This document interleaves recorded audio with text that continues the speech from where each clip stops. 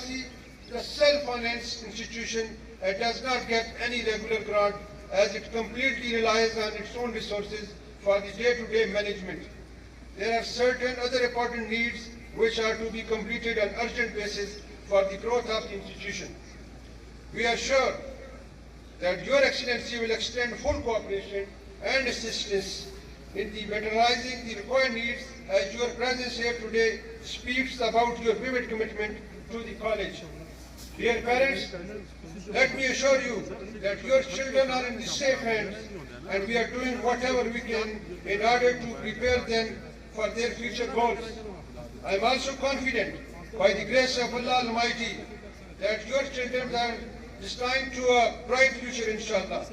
Taking this opportunity, I request all the wealthy parents to be in continuous touch with the college regarding the education of your children.